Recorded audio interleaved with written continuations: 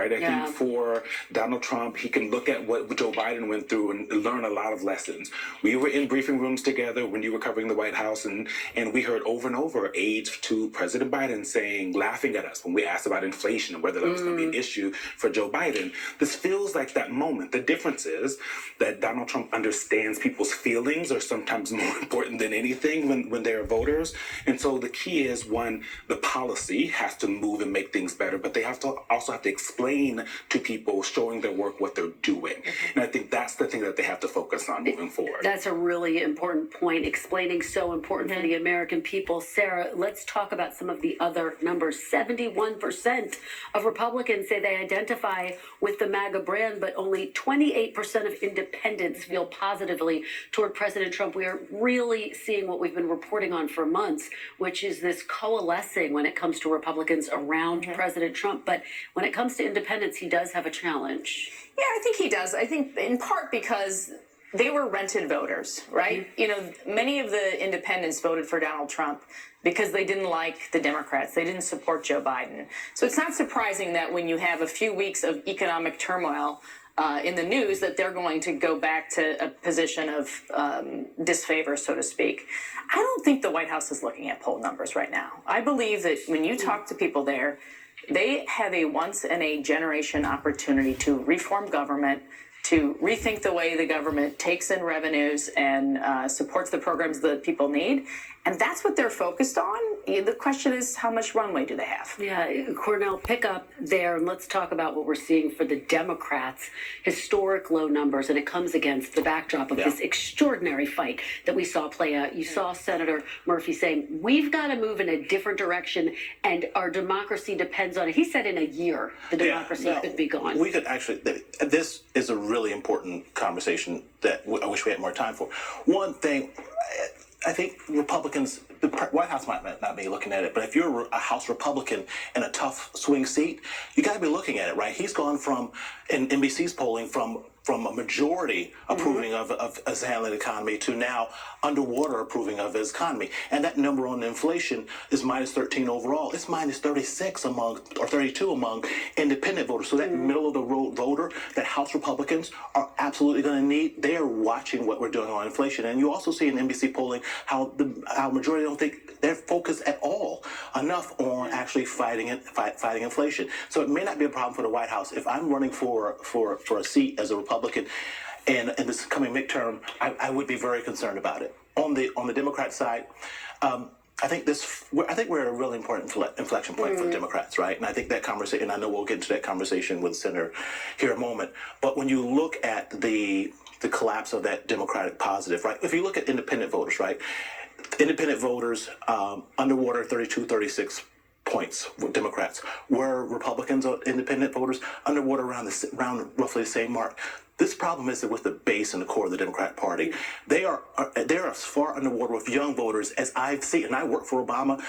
I've not seen Democrats this far underwater. Heck, only 49% of African Americans have a positive view of it. So a lot of this is really around the core and these young voters, and that fight that you see happening right now is really sort of encapsulating the problem for Democrats. Yeah, and at the root of the problem for both parties, Anna, is the economy, the frustration that people feel that they haven't started to see prices come down yet under President Trump, the frustration that they feel about the disunity in the Democratic Party. And you heard Senator Murphy say he thinks that they should have taken the risk and moved forward with shutting down the government. And I thought his comments around Leader Schumer were pretty fascinating as well.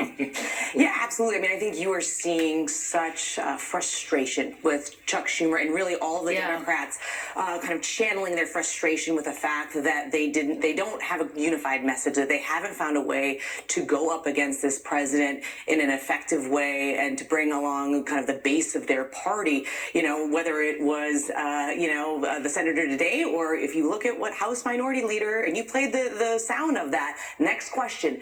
That is stunning. In 20 years of reporting on Capitol Hill, you have never seen the kind of intra-party fight get on display in that dramatic a fashion. Eugene, talk about that extraordinary moment. I asked Senator Murphy a couple different times if he had confidence in Schumer. Eventually, he got there and said yes, but it took a couple of tries. But with Hakeem Jeffries, boy, that was stunning when he wouldn't just say, yes, I have confidence in my colleague. Or he could have said ridiculous question instead of next question, right? There's so many ways to get out of that all of these politicians understand and have been doing it for a long time, as we all know.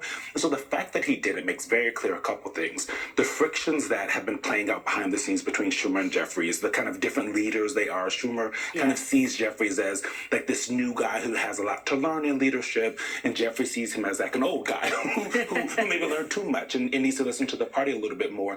And so that playing out is exactly why when I talk to Democrats, they say that this is going to get worse before it gets better for them. It's going to get way worse. I mean, look, the Democratic Party is maybe 10, 15 years behind where the Republicans were. You go back to... In what sense? Well, you go back to 2010 and 11, 12, when we had put forward all these candidates in primaries where a electable Republican lost. Republicans, it took much longer to take back the Senate. And you can look at that parallel here where the left flank is upset. They're threatening primaries. If that happens, it'll be a long time before Democrats take control of the U.S. Senate, irrespective of what happens in this economy. Cordell? I can look. I think I'm shocked at the bubbling up outrage that you see in the grassroots. I really am. This is a watershed moment, and I feel this way. This is a watershed moment, not for now, but also I think 2028, right? I think I've not seen this sort of divide since vote on the Iraq War, right? And it was the old school establishment versus the young and upcomers who said that was a wrong vote.